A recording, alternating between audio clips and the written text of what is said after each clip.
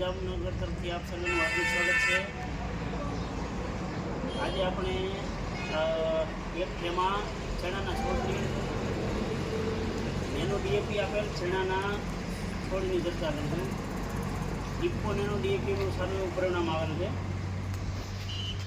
એક ટ્રે છે જેમાં 20 ચણાના બિયારણ આ પ્લોટમાં એટલે કે T1માં વાવણી કરેલ છે। બીજા 20 ચણાના છોડવા એટલે કે ચણાનું બિયારણ T2માં એટલે કે આ પ્લોટમાં વાવણી કરેલ છે।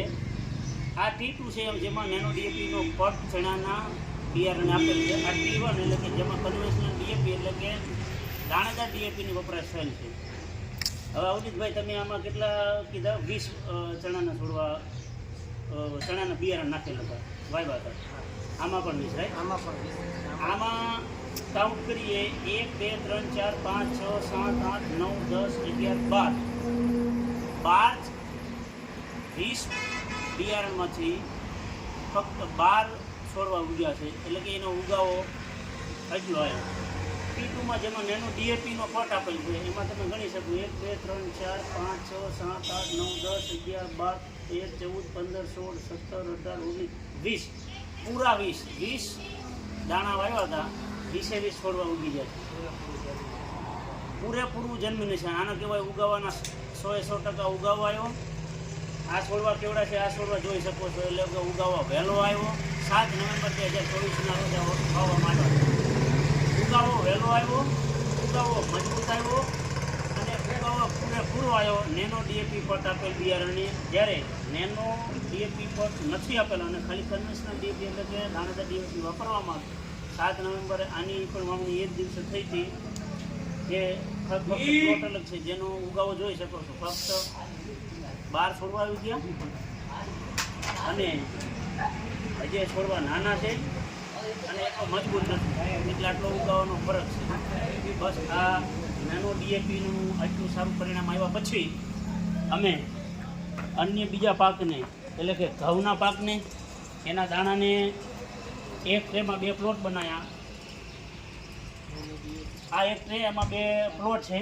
આ પ્લોટમાં નેનો ડીએપીનો પટ આપેલ છે એ અડધી કલાક માટે સૂકવવા રાખી દીધું છે। થોડી વાર પછી એની વાવણી થશે। આમાં દાણેદાર ડીએપી આપેલ છે। આ રાયડાનો પાક છે જેમાં આ બાઉલ એટલે કે આ પ્લોટમાં નેનો ડીએપી પટ આપેલ હોય એની વાવણી થશે। આમાં કન્વેન્શનલ ડીએપી એટલે કે દાણેદાર ડીએપી આપેલ છે જેમાં એમાં પણ રાયડાની વાવણી થશે। આ છે ચણાનો પાક એક ટ્રે 2 પ્લોટ આ બાઉલ કે જેમાં નેનો ડીએપીનો પટ આપેલ છે એની વાવણી આ પ્લોટમાં થશે। અહીંયા એવા ચણા વાવવામાં આવશે જેમાં કન્વેન્શનલ ડીએપી દાણાદાર ડીએપી વાપરવામાં છે। આ છે જીરુંનો પાક એક ટ્રે 2 પ્લોટ જીરુંના દાણાને એટલે કે એના બિયારણને પટ નેનો ડીએપીનો પટ આપેલ છે અને આમાં કન્વેન્શનલ ડીએપી એટલે કે દાણાદાર ડીએપી વાપરવામાં આવશે। દરેક પાકને એના ઉગાવા પછી જેમ આપણે ચણાની ચર્ચા કરીએ એમ જીરું ચણા રાયડો અને ઘઉં આ ચારે પાકની ચર્ચા કરવામાં આવશે। ધન્યવાદ। નમસ્કાર, ઇફકો જામનગર તરફથી આપ સૌનું હાર્દિક સ્વાગત છે। આજે આપણે એક તેમાં ચણાના છોડની નેનો ડીએપી આપેલ ચણાના છોડની ચર્ચા કરીશું।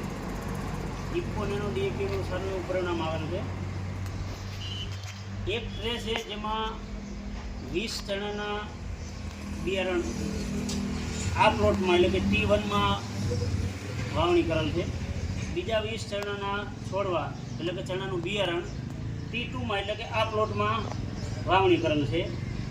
આ T2 છે જેમાં નેનો ડીએપીનો પટ ચણાના બિયારણ આપેલ છે। આ T1 એટલે કે જેમાં કન્વેન્શનલ ડીએપી એટલે કે દાણેદાર ડીએપીની વપરાશ થયેલ છે।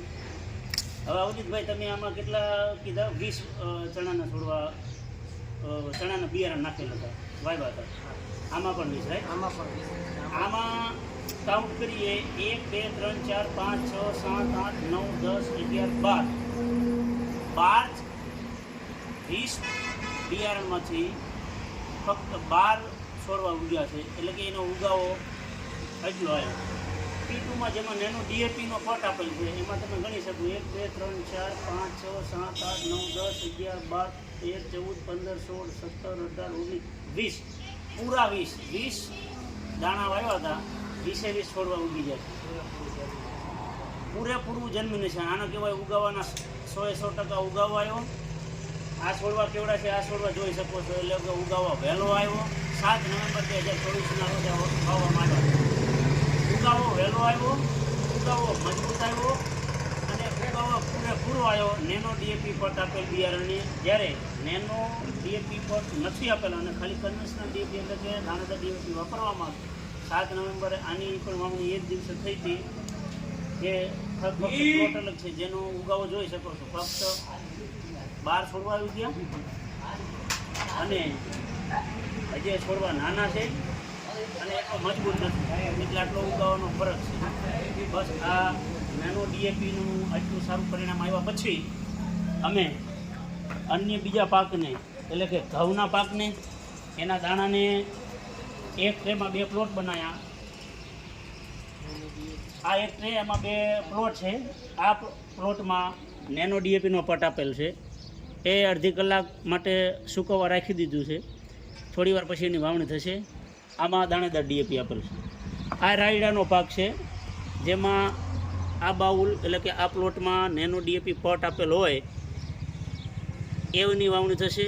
આમાં કન્વેન્શનલ ડીએપી એટલે કે દાણેદાર ડીએપી આપેલ છે, જેમાં એમાં પણ રાયડાની વાવણી થશે. આ છે ચણાનો પાક. એક ટ્રે 2 પ્લોટ. આ બાઉલ કે જેમાં નેનો ડીએપીનો પટ આપેલ છે એની વાવણી આ પ્લોટમાં થશે. અહીંયા એવા ચણા વાવવામાં આવશે જેમાં કન્વેન્શનલ ડીએપી દાણેદાર ડીએપી વાપરવામાં છે. આ છે જીરુનો પાક. એક ટ્રે 2 પ્લોટ જીરુના દાણાને એટલે કે એના બિયારણને પટ નેનો ડીએપીનો પટ આપેલ છે અને આમાં કન્વેન્શનલ ડીએપી એટલે કે દાણેદાર ડીએપી વાપરવામાં આવશે. દરેક પાકને એના ઉગાવા પછી જેમ આપણે ચણાની ચર્ચા કરીએ એમ જીરું, ચણા, રાયડો અને ઘઉં આ 4 પાકની ચર્ચા કરવામાં આવશે. ધન્યવાદ.